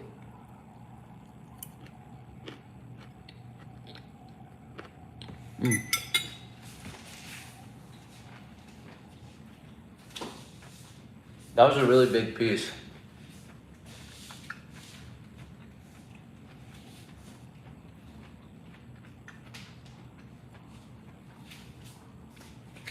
Yeah, I do low carb. So.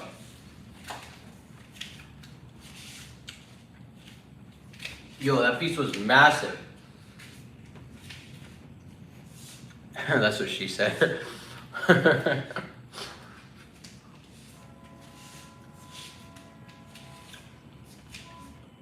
Okay, I think we're good. Does psychiatry have work-life balance? Yeah, it does. It's work-life balance is great. But for me, I'm fully self-employed, so I make my own schedule. I do everything. Are you an attending? I am confused. You're in residency. I know I look like a baby. However, I started my residency at age 26, and then I started my child fellowship at age 29, and then I graduated from both at age 31. So you tell me.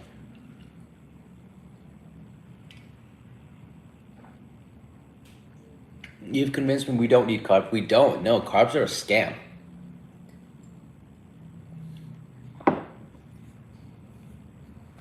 If you weren't a psychiatrist, what would you pick? I'd be a YouTuber. I would have just gone YouTube.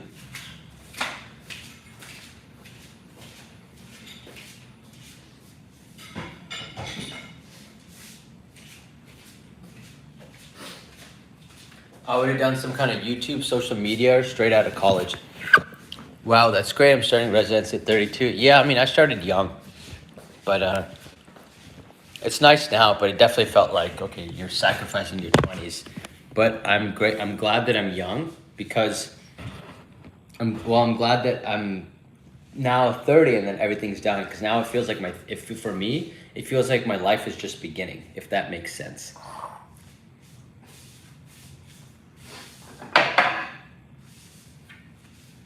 All right, and now it's time for my favorite. So OGs in the chat will know.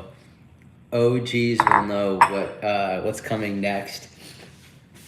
You can. Oh, I already have a bowl out.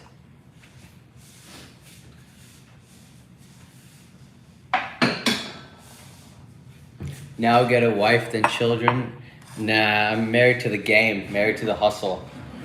That's what matters. But. Oh yeah, the bomb, baby. Yes. What was your SAT score? I never took the SAT actually. Because I immigrated from Canada, and so when I came from Canada to America, they just took my GPA. They didn't have me do an SAT or an ACT or anything. I watched yesterday's live for the first time. I already know it's coming. Yes.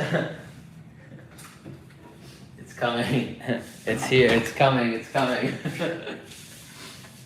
Let me get my protein powder. I'm telling you, and see, this is proof that I do what I say, because like you literally watch me do the same shit every single day.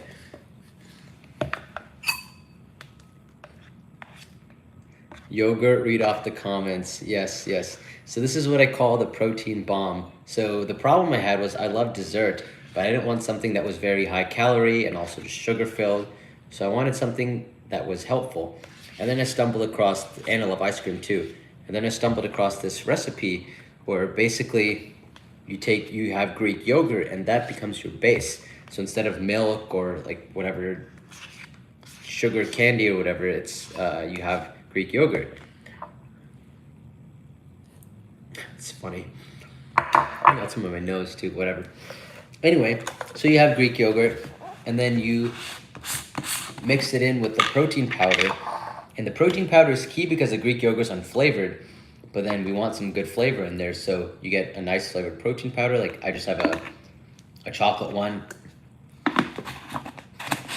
You know, you can use strawberry, banana, whatever you want. Yogurt and chia seeds, among the best with fruit. Exactly.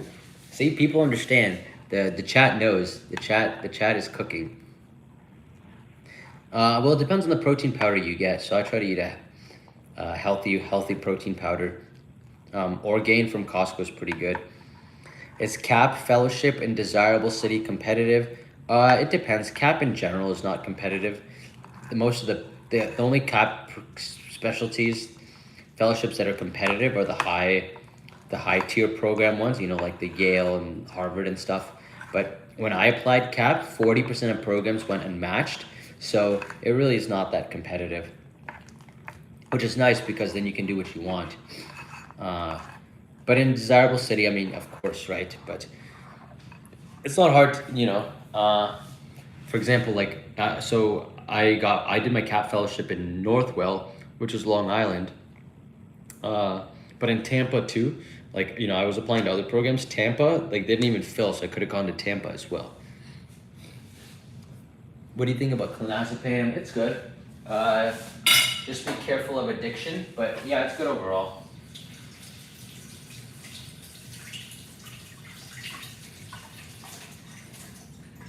Yeah, I just don't want to get hooked on it, that's all.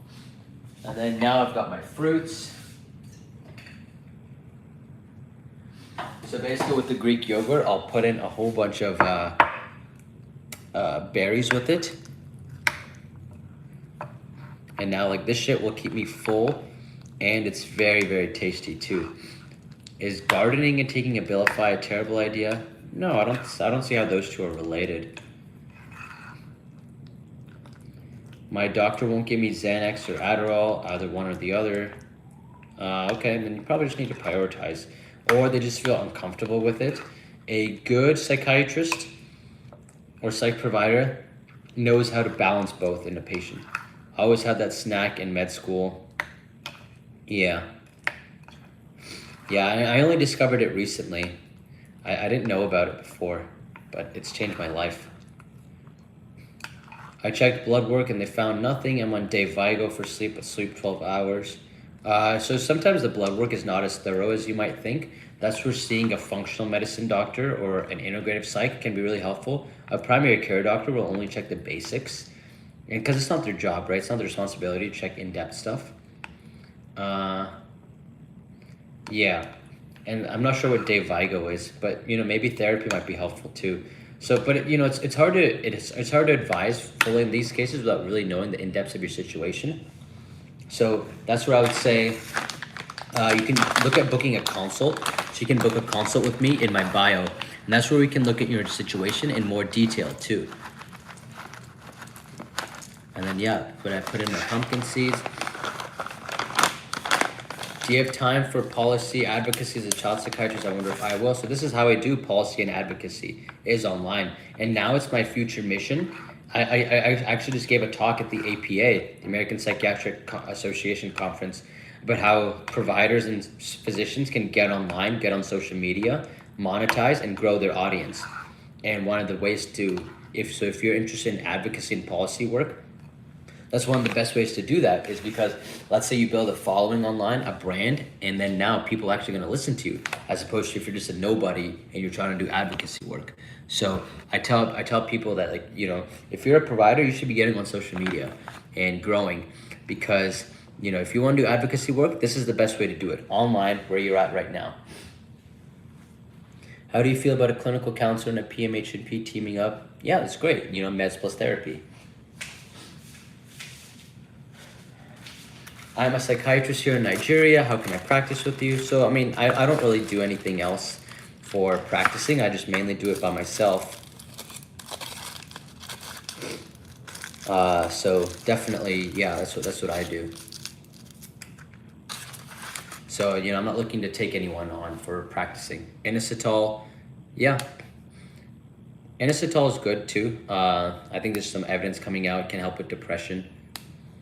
And then mix some dark chocolate in there as well. So that's like the next thing that I'll do. Just keep adding stuff to the bowl. Exactly, I told you, this is the perfect dessert. This shit literally has 50 grams of protein in it, maybe 400, 500 calories. And yeah, I think when he's done adding an ingredient, he has another. Yeah, this is my protein bomb, that's what I call it. Is that common practice? What, adding stuff to the... To my Greek yogurt? Yeah, I think it's common practice. I'm hungry now, lol. Are you on vortioxetine and aripiprazole? Cannot sleep. Which medication will it be? Both can be stimulating. Aripiprazole is a little bit more likely. So I would say maybe both of those might be better in the morning rather than at night. Well, we have over 200 people in here, so the questions are going crazy. So I miss a lot of it.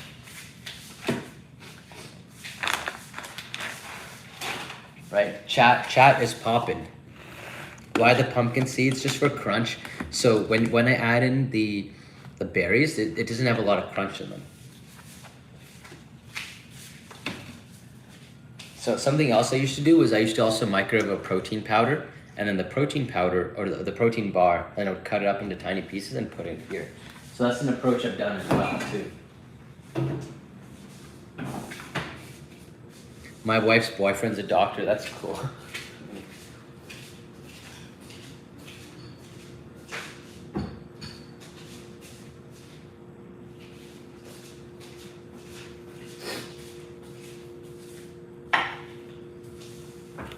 Thoughts on Wellbutrin and Effexor combined? Yeah, that's pretty stimulating. But sometimes some people need all that stimulation. It's kind of like Auvelity. It's super stimulating, but some people need it.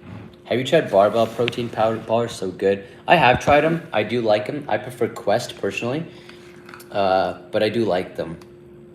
I've also really been partial to the Kirkland ones. I really like the Kirkland ones. I think they've done a good job with them. My combo, yeah.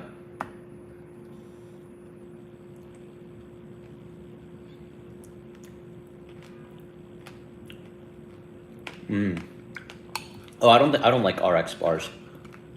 I think they're gross. I've tried them. I'm just not a fan. We have none of those protein powders in Germany. I mean, I'm sure you have your own.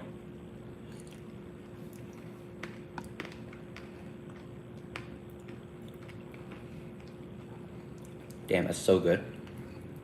Do SSRIs affect energy? Yes. Some can be energizing, others can be sedating. Best PMDD meds when SSRI didn't work. Birth control, OCPs.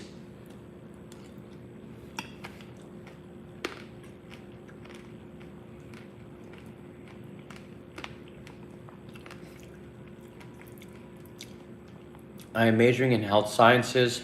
Oh, rip, I already lost it. Oral contraceptives. I'm a zombie on 10 milligrams for vortioxetine, then maybe 5. How many hours do you work on the day? It depends. So, I mean, I'm always working, but I'm not. Since I have my own business, it's not like I'm working like direct patient care. Like I do more coaching now. So that's my business. I do more stuff on marketing. Like I read marketing books, like that's work. I work on emails and like other marketing strategies. I work on increasing my knowledge. Like that's what I consider work, but it's not work hours per se.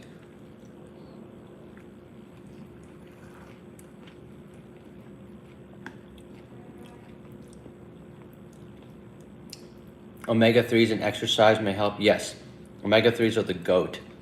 Which stimulant do you take? I don't take any stimulants. I mean, I drink caffeine occasionally, but I try to get good 9 hours of sleep.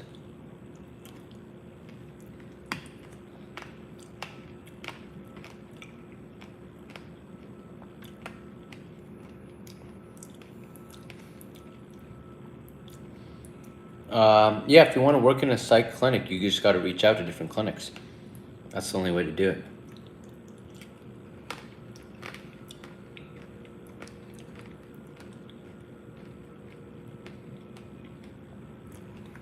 Do you work with school psychology about to finish my program? No, so I'm not hiring right now. Like I'm not looking to, I don't want a big clinic. Like that's not how I want to do things. I want to be an educator. So instead of me just having a big clinic and just seeing a whole bunch of people, I would rather have a big education platform where I spread education, and then those people are able to go out and see other people. And that way I can have more of an impact than rather just than me seeing people one-on-one. Dude, this shit is so fire. Greek yogurt, protein powder, berries,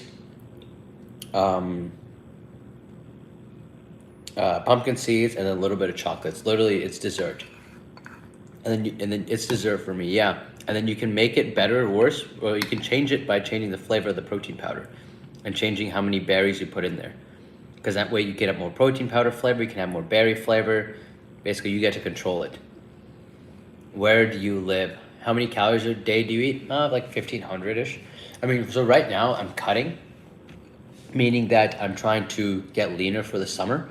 But it depends, like maybe around 1,800 when I'm maintaining.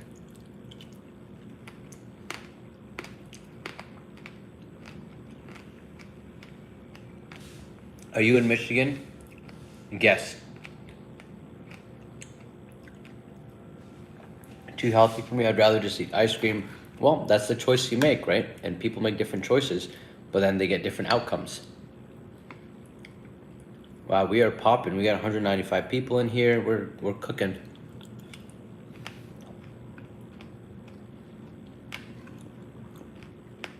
How much is rent? Too much. Do you accept patients in MTL Canada? So I actually grew up in Canada, so I'm very familiar with Canadians. Basically, the way it works is, so I can't prescribe there directly, but I'll contact with your PCP, and then your primary care doc will see people, and like they'll do the prescribing for you. But like labs and stuff, like I just give a lab order, and then you just go anywhere to get labs. So labs have never been an issue. Can I study neuroscience into this field, working with adolescents? Yeah, you can study neuroscience.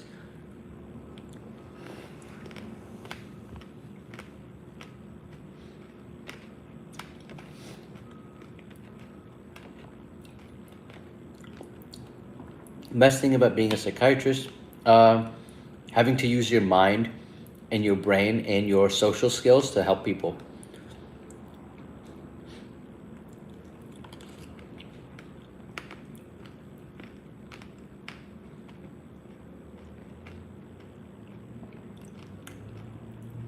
What do you think of adults using Journey? Yeah, it's fine. I have a patient who's on Journey, and she's done exceptionally well. It's nice because when she wakes up, she immediately benefits from taking it.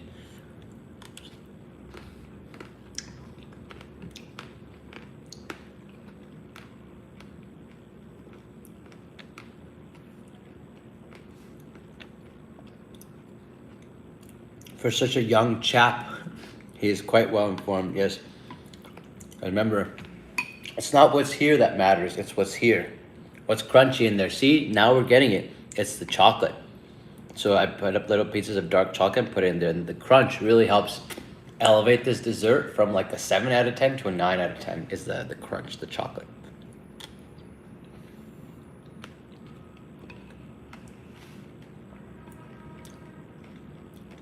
My teen needs therapy, but I can't convince her. What can I do? Look into motivational interviewing. That's what you should do. Look into motivational interviewing for parents. And that way you can help increase their motivation to do something.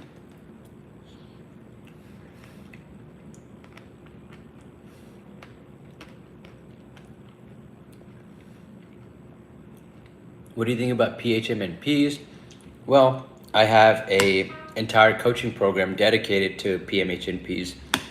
I got banned off the Noctur subreddit, which is a subreddit that basically for physicians bash nurse practitioners. So I got banned off of that for teaching NPs. I've gotten messages from other docs saying that I'm a disgrace to the field of medicine. I am a sellout to mid-levels because I work with NPs. So yeah, that should tell you how I feel about PMHNPs.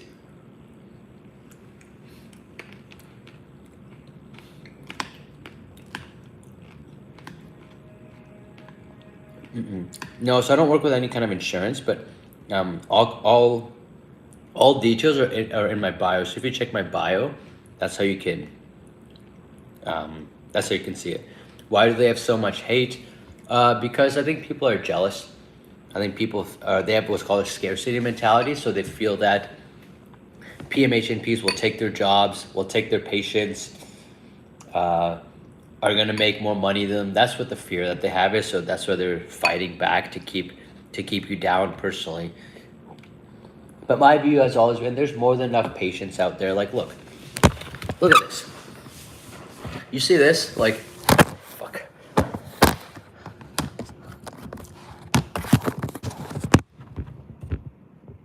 Like, you see this? There are more than There are more than enough patients out here for all of us. Every one of us will thrive and be able to see all the patients we want to. So basically the point is that there shouldn't be any shortage because there's more than enough patience and opportunity out here. That's why I love living in New York. I see this out here and I'm like, there's so much opportunity in this city. And all you have to do is you just have to take the opportunity. It's here. It's here for all of us, and you just have to take the opportunity. But most people can't handle that. They just want to be given stuff instead of taking it, instead of working on themselves.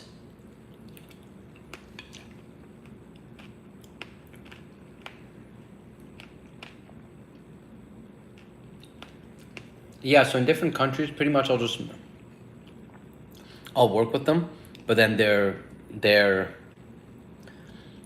person, their provider, their doc in their country will do the prescribing. That's how. And usually works pretty well.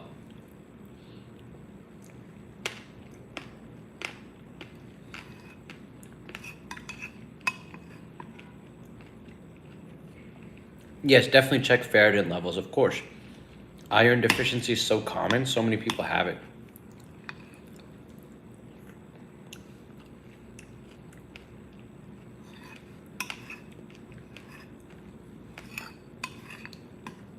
How do you have such nice teeth? Just brushing, eating clean.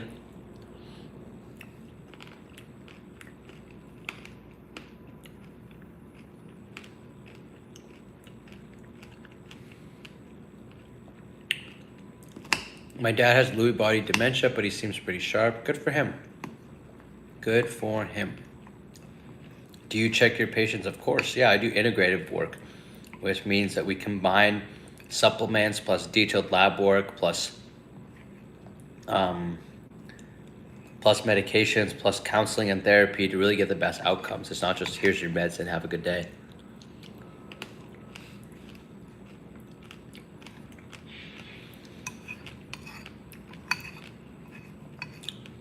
How would they know he has Lewy body dementia? He can have the signs. Yeah, you can still make a clinical diagnosis and you confirm it through autopsy. But it tends to have a clinical pattern where people develop a lot of the psychotic symptoms before the memory symptoms.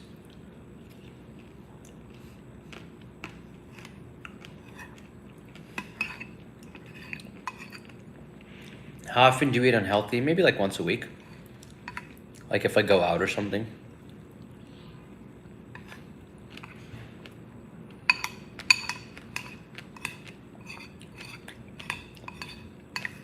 But during the week, no, not really. Because I need to keep my brain sharp so that way I can work on my business and my goals and my dreams.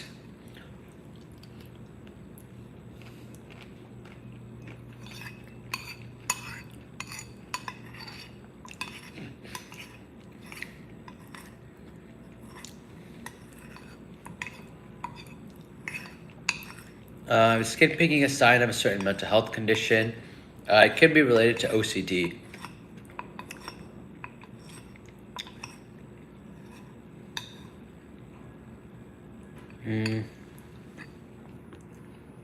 Do you consider rice unhealthy? Yeah, I do personally. I think it's not that it's unhealthy, but rather I think it's not healthy. It's just a waste of calories. Like it's just carbs and a waste of calories. That calories I could have got from eating more protein. Or even just like enjoying a nice dessert. But that's my opinion. That is my opinion personally. What's your opinion on The Body Keeps the Score? Yeah, I mean it's a good book for sure. I think it was a little long-winded,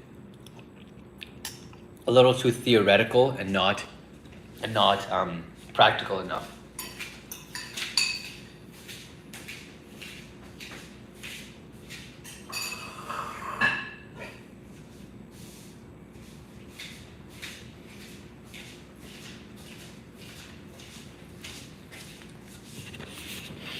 That bowl is empty. Damn. Yes. So we have just finished our our dessert, and yeah, I'm feeling pretty satisfied. Oh, shit.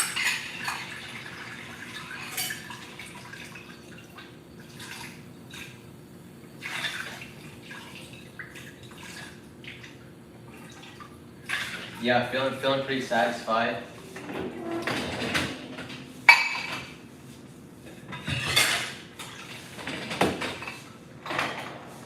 Gotta put this in there. Gotta put all this shit back.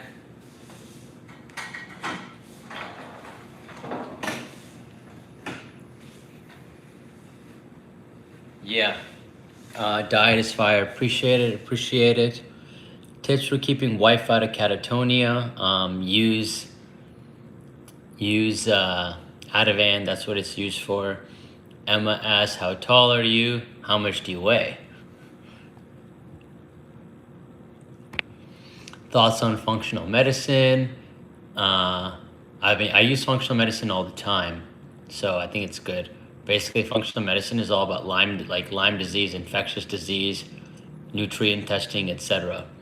Can psychiatrists assess for autism? Yes, especially a child psychiatrist. That would be the optimal autism assessment. Can you become a psychologist if you're not great at math? Yes, you definitely can. But you're eating too loud. Well, then you can just scroll up, right? But yeah, I've actually been going live in about 30 minutes because we're going to be doing an interview with another psychiatrist. She's going to be sharing all about her program and everything, and all about, like, she does a lot of women's health, peripartum health, women mental health, that kind of thing. So definitely stay tuned for that. It's going to be in about 30 minutes.